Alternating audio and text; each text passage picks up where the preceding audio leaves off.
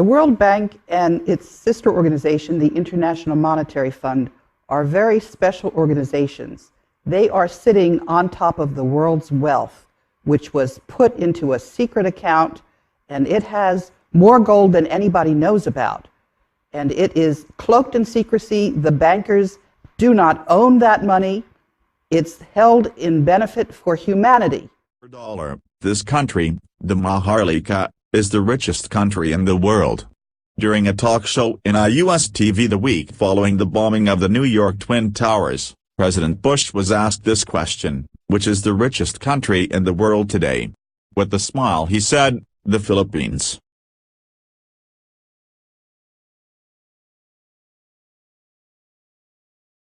On April 9, 1973, Marcos said, "My earthly goods have been placed in the custody and for the disposition of the Marcos Foundation, dedicated to the welfare of the Filipino people." Ang 2 dekadang pamumuno ni Ferdinand Marcos at ang pagpapatupad niya ng martial law ay isang hindi malilimutang yugto sa kasaysayan ng ating bansa.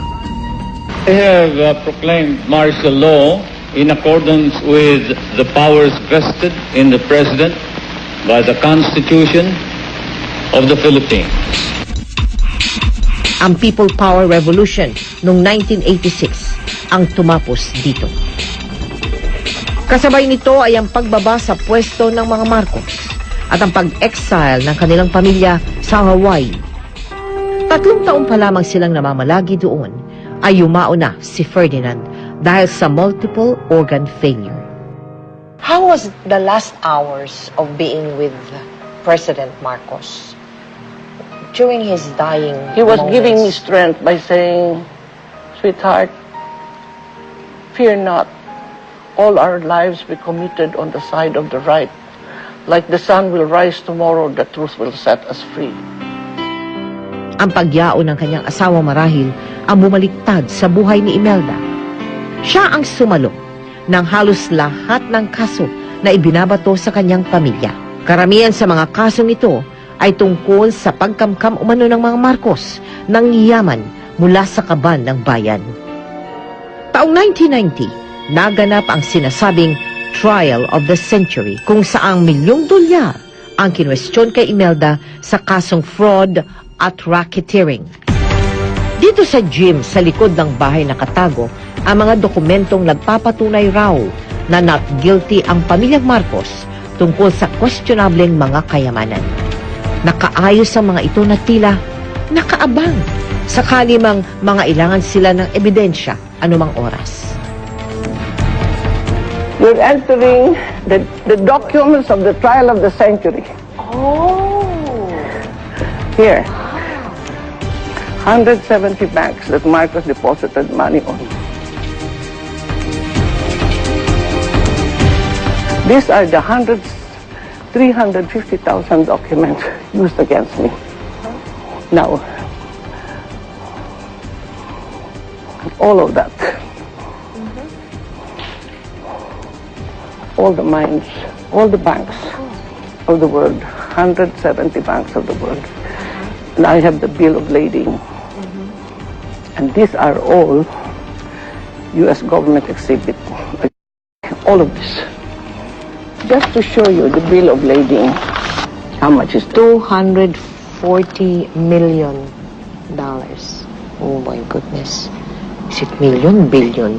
billion? Billion? 240 billion?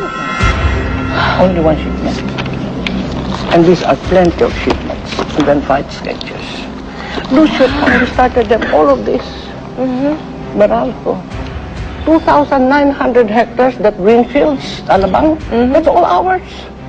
I was going to build a satellite city for the poor. So, no, we are not the thieves. These are the people.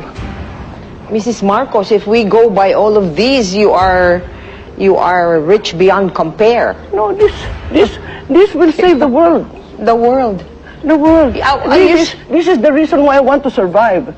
And it's not for me anymore. So, Mrs. Marcos, are you saying you're open to giving some or an amount of this one to the country, to the Filipinos. Not only the Philippines, but the world. So what are you waiting for before you can attain your intention? With this now, we are tied our hands with the whole press saying we are magnanakaw. We are the magnanakaw. Kami ang ninanakawan. We are the one who took it. Marcos suffered so much for this. Ang naging depensa raw ni Imelda para maipanalo ang kaso, bago pa man raw naging presidente si Ferdinand, may mga ipong ginto na raw ito na lumaki ng lumaki ang halaga paglipas ng panahon. When we started, it was $32 and then $35. An ounce of gold. She's talking of gold. Now, it's 1,300, 400, 500, 600, 800, nag-iiba-iba eh. Iba-iba. Ounce yan. And we are sitting on gold.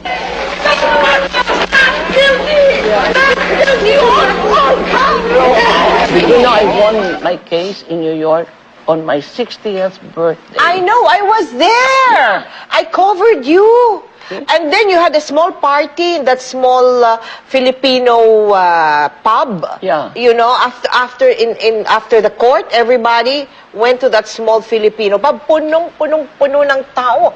Hindi ka makahinga. Kasi chest to chest na ang dami ng tao dun sa... Nagkaroon ako ng I fun remember. Imagine, alone, widowed, orphan, first lady of a third country, winning the case of the century. Without a penny, I did not have one piece of document or one witness. I could not afford any of them. Pero naghanda na ba kayo at that time, ma'am?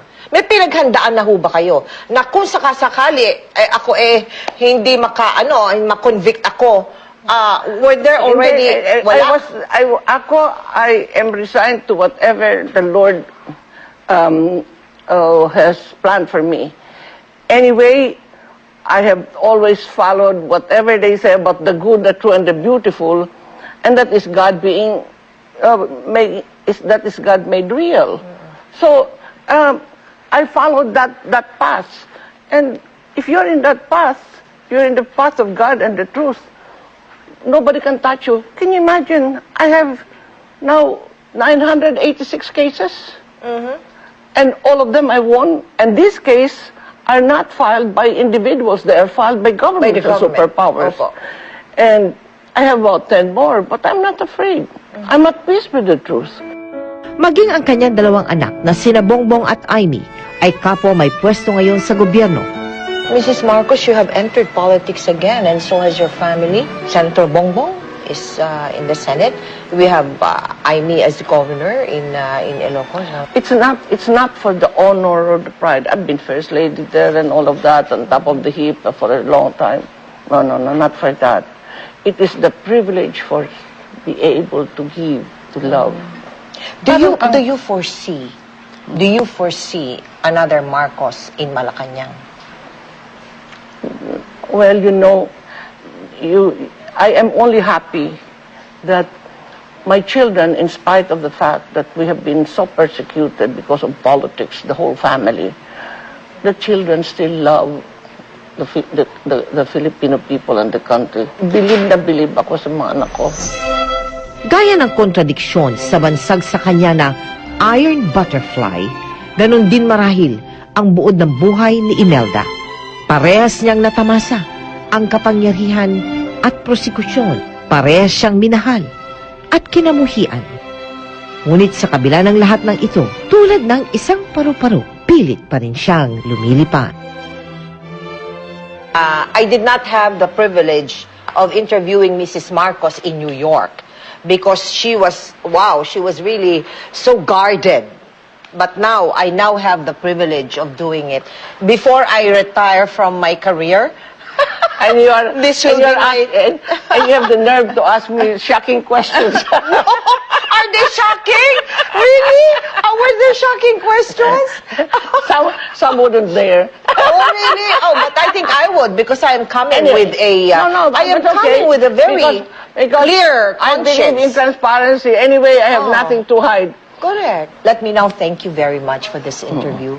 It has been a real pleasure talking with you, and we wish you all the luck in the world for all the good intentions that you have for our people and our country. Well, thank you. I need it. I need it because the Lord intended this to be paradise and to be there forever, and gave us His own image, each one of us, and be a great creator.